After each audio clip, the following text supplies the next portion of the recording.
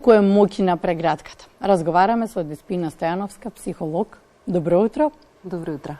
Колку е моќна прегратката? Па многу, веројатно многу, и драго ми е што ја посветуваме едно вакво утро на токму на прегратката, затоа што ја подзабораваме. Ја подзабораваме, дали можеби со периодот кој што помина, во кој што моравме да бидеме на една дистанца со пријателите. Дали ни треба периодот во кој што ќе се прилагодиме дека е нормално и дека е во ред кога ќе го видиме пријателот, кој што е всушност едно наше македонско обележие, да го прегрнеме за поздрав. Ми се допадна темата и со радост прифатив да зборуваме, затоа што некако во последно време, особено после ковидот, зборуваме за отуѓување, зборуваме за загуби, зборуваме за немили настани како скорешните кај адолесцентите. И кога спомнавте дека е прегратка темата и моќта на самата прегратка, се израдував за тоа што навистина кога ќе се фокусираме и зборуваме за нешто што е убаво, нешто што е растечко, позитивно, оптимистично, тогаш знаеме како да продолжиме. Ако зборуваме само за негативните теми, за тешките би рекла теми, тогаш може би учиме како не треба, ама не знаеме како треба. Еве денес ќе научиме и како треба. Моќна е прегратката.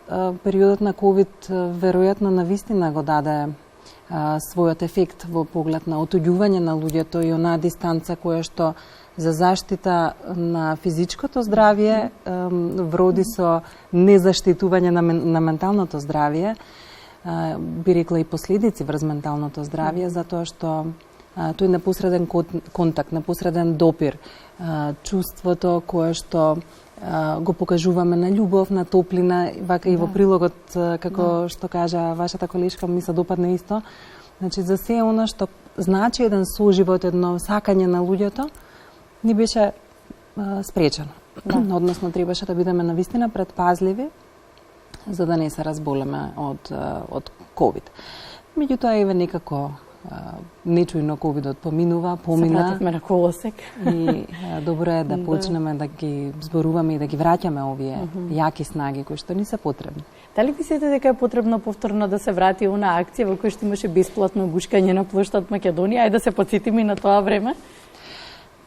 Јас се сеќавам на таа акција, многу беше интересно, особено за тоа што беше нешто ново кај нас, гушкање на плоштад. Имаше луѓе кои одеа да бидат гушнати. Да, кои самите ја бараа прегратката, не само оние кои што беа изненадени. Токму така, но она што ми е останато, да речеме, од таа акција беше, или од тој настан, беше едно расположение кај луѓето, нешто ново, нешто интересно се случува, нешто различно, нешто што ќе наподигне малку повеќе. И може би не самиот момент на гушкање таму на плоштадот со непознато лице, може би тој не го имаше ефектот на прегратката, но не подсетуваше дека ние можеме тоа да го добиеме со нашите блиски, со луѓето кои ни значат, со луѓето кои одамна може би не сме ги виделе и сакаме да ги прегрнеме. Интересно е сега, сакам да искористам да кажам дека еве во Хрватска се планира да се ангажираат професионални гушкачи, личности кои кога ќе ви биде потребна прегратка и топлина и поддршка, да ги прегрнете. Колку и да звучи тоа чудно, нели сега вака кога ќе размислиме дека треба да побараш од некој странец под наводници, некој што не го познаваш, прегратка. Да, навистина звучи чудно. Ние не сме навикнати тоа да го слушаме или пак да го гледаме или да знаеме дека некој го прави, меѓутоа токму тоа зборува за моќта на прегратката. Ние може би е тешко сега да видиме колку ни е таа значајна, но ако останеме сами, ако навистина нема кој да не прегрне во моментите кога ни е потребна поддршка од таков вид, тогаш ќе видиме колку е всушност тој контакт моќен помеѓу луѓето. Веројатно, луѓето кои што, или оние кои што поминуваат низ некакви емоционални состојби, би ги повикале тие професионални гушкачи и би го добиле тоа што им е потребно. Јас од аспект на мојата професија можам да кажам, јас работам со клиенти секојдневно, работам и партнерска, односно брачна терапија, семена терапија секако. Често ги прашувам луѓето дали се гушкат. Особено кога ќе видам дека настанува, дека се влезени во еден процес на дистанцирање меѓусебно. Знаете, кога партнерите имаат мали деца, односно кога ќе се родат малите дечиња некаде првата, втората година, како да се претопуваме во родители, како да нашата релација останува да е родителска релација, а онаа партнерската како да ја подзабораваме. Но партнерската релација е нешто што ние мора да го негуваме.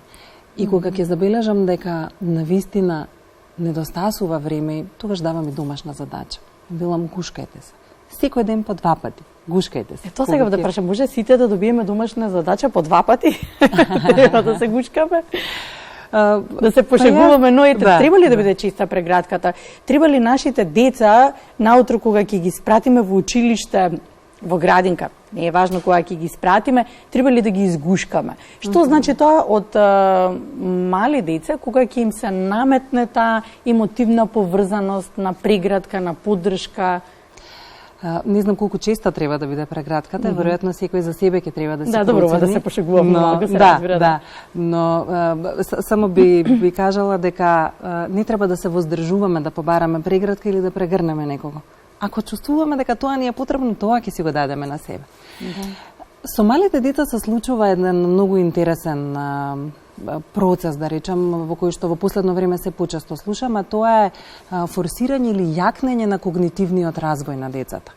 Како да сите очекуваме дека нашите деца треба да бидат многу паметни, многу успешни, да постигнуваат високи оценки во училиште, да се истакнат во лидерска позиција во групата во градинка.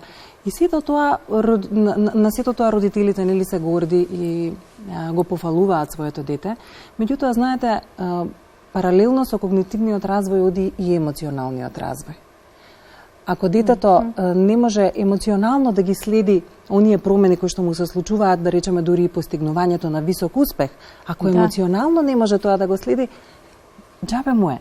Непотребно му е тој успех ако не може да се израдува или ако не може артикулирано да сето тоа го емоционално го проживее или го изметаболира. Гушкањето на децата наутро може вака да си го запишеме и навечер и почесто во текот на денот, може да си го запишеме како важна активност или ритуал кој што ќе влијае на повеќе нивоа кај детето, велам од една страна на емоционалниот развој, што ќе донесе среќа, задоволство, љубов, хармонија во текот на животот, ќе го поттикне детето кон развивање на една емоционална писменост, една емоционална интелигенција која е неопходна понатаму за успех, а не само бројките, нели, кои што ги редиме. Но исто така утринска преградка или ритуалите кои што ги правиме, намазање, нагалење по косичката, на споделување на убави зборови, пофалување на детето, влијаат најмногу и на неговата самодоверба. Кога имаме дете со силна самодоверба, тогаш имаме здраво дете. Кога имаме дете кое што е спокојно, стабилно, емоционално и когнитивно во развојна фаза, во некои задоволителни, да речем, очекувања кои што литературата можеби ги нуди за пред се негови, автентични. Тогаш зборуваме за здраво дете, за дете кое што ќе знае дека има љубов, дека е родено во љубов, дека припаѓа во тоа семејство, дека што и да се случи во текот на денот, таа преградка го потсетува на тоа дека има поддршка, дека нема да остане само, дека е заштитено и дека некој навистина мисли на него во текот на денот. Во предучилишна возраст, особено кога дечињата тргнуваат во градинка, тогаш се појавува често сепарациона анксиозност, така ја викаме онаа вознемиреност, кога детето треба кога детето треба за прв пат да се оддали од дома, да го остават на пример во градинка и знаете, од една страна слушам некои родители како се гушкаат по 10 минути со детето, му прават уште поголем немир, а тоа е да детето го почувствува стравот на родителот дека навистина со волку интензивно гушкање мене може нешто страшно да ми се случи. Јас би рекла во тој момент родителот ја задоволува својата потреба за блискост со детето. Идеме и во еден аспект дека може сепак и да се претера. Да. Но од друга страна послушаме родители како скришум заминуваат на работа и не се поздравуваат со своето дете.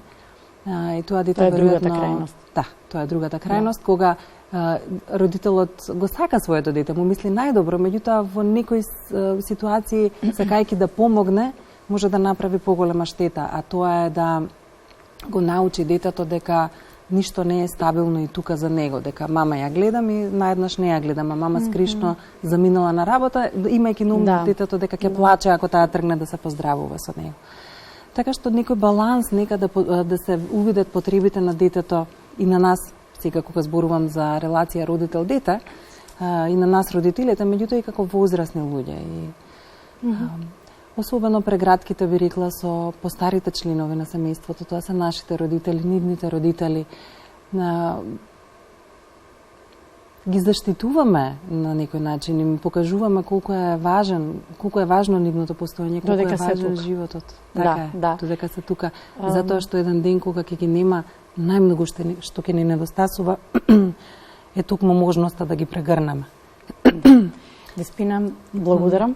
Благодарам, се надевам дека сепак беше доволно време да истакнеме важноста и моќта, дадовме домашна задача и да го потврдиме дека е вистина тоа точно дека една преградка 1000 зборови. Се она што го чувствуваме, можеме да го искажеме со преградка, затоа и најчесто се гушкаме и се прегрнуваме кога на некого му треба сочувство, му треба да сподели радост, му треба да се почувствува дека е заштитен и припаѓа некаде. Сакам уште една домашна задача да дадам за малите деца. Може, готово. Да направат родителите тест со малите деца, особено оние во предшколска и во првите оделенија од училишна возраст, кога ќе се гушнат со детето, да не тргнуваат први, да се тргнат од преградката. Да видите, односно да видат колку време му е потребно на детето да се гушка. Знаете, детето држи цврсто и ние сме тие што после некој време ќе почнеме да се тргнат. Оставете го. Видете колку ќе му треба. Ќе раскажам што сум направила на тебе. Благодарам.